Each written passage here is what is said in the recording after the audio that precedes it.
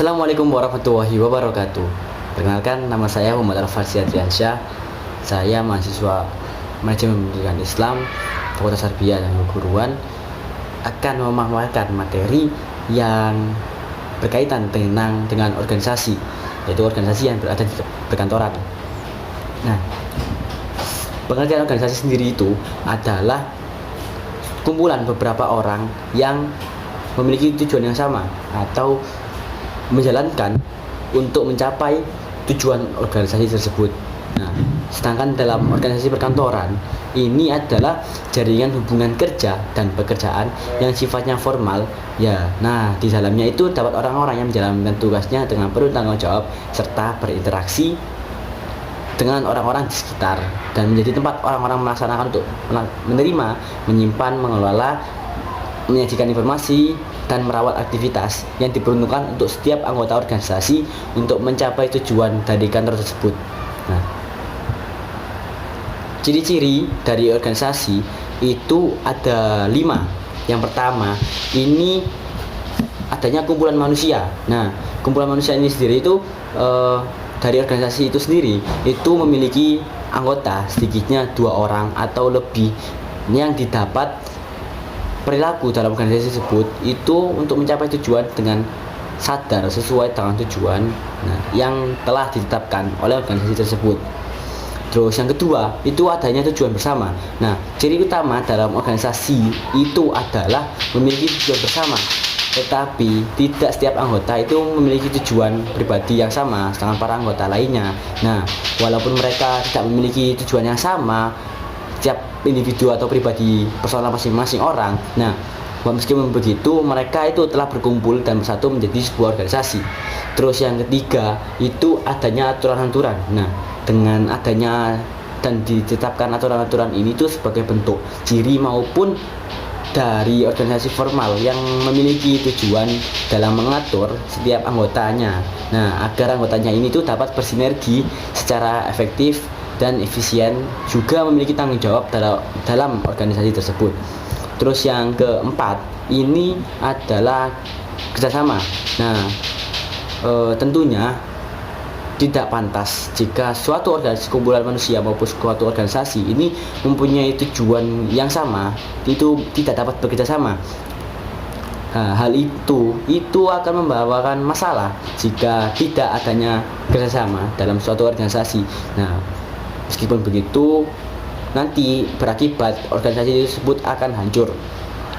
Maka dari itu kerjasama ini merupakan suatu indikator maupun ciri yang sangat penting dilakukan. Terus yang kelima terakhir itu ada pembagian tugas. Nah, pembagian tugas ini tuh harus sesuai dengan kemampuan dan kapasitas dari anggota-anggotanya. Nah, hal ini itu dibentuk untuk mencapai tujuan organisasi dan mempermudah mencapai tujuan para anggota organisasi. Nah, selain itu adanya pembagian tugas juga akan membentuk keloyalitasan dan keprofesionalitasan dari setiap anggota dalam berorganisasi seperti itu. Terus juga saya akan menjelaskan tentang prinsip dari organisasi perkantoran. Itu yang pertama itu ada spesialisasi pekerjaan. Nah, adanya pemberian variasi pekerjaan dan tugas itu memberikan kesempatan untuk menyelesaikan tugas dari awal hingga akhir dan akan menempatkannya dalam sebuah tim yang bisa bertukar pengalaman, bertukar ide, bertukar inovasi, bertukar ilmu, dan ini terbukti dapat meningkatkan produktivitas seiring dengan meningkatnya kepuasan kerja dari para anggotanya maupun kerja karyawannya juga. Terus yang kedua ada rentan pengawasan.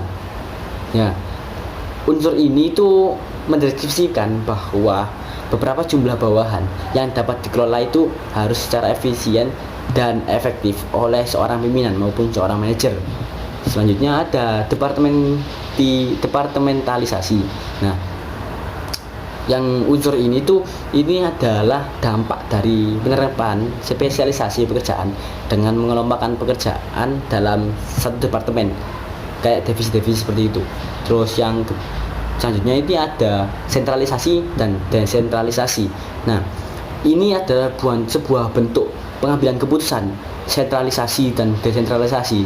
Nah, sentralisasi itu sendiri itu suatu bentuk pengambilan keputusan yang diambil dari pihak atasan atau pihak secara global. Nah, sedangkan desentralisasi itu pengambilan dari pihak-pihak daerah atau pihak-pihak wilayahnya sendiri. Terus selanjutnya ada rantai komando. Nah, ini ada dua unsur penting dalam konsep ini, menjelaskan adanya otoritas juga satuan pemerintah. Terus yang selanjutnya ada formalisasi. Nah, unsur ini tuh sebagai bentuk dokumen tertulis yang mengidentifikasikan atau menjelaskan dan juga mendefinisikan pekerjaan dalam tugas, tanggung jawab, kondisi, dan juga spesifikasi dalam sebuah pekerjaan. Terus selanjutnya saya akan menjelaskan tentang sentralisasi dan spesialisasi pekerjaan perkantoran.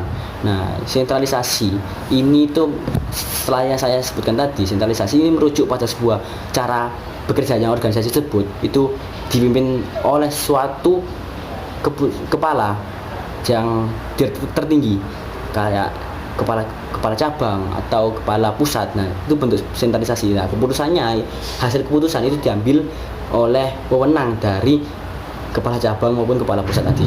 Terus yang selanjutnya ini ada spesialisasi. Nah, hakikat spesialisasi ini itu bahwa dilakukan oleh satu individu itu lebih baik daripada seluruh pekerjaan itu dipilah-pilah menjadi sejumlah langkah. Nah, setiap langkah ini diselesaikan oleh individu yang berlainan. Pada hakikatnya individu-individu ini tuh berspesifikasi dalam mengerjakan bagian dari suatu kegiatan. Nah, sekian pemaparan materi dari saya. Mohon maaf bila ada salah kata maupun penjelasan yang kurang berkenan dari kalian. Wassalamualaikum warahmatullahi wabarakatuh.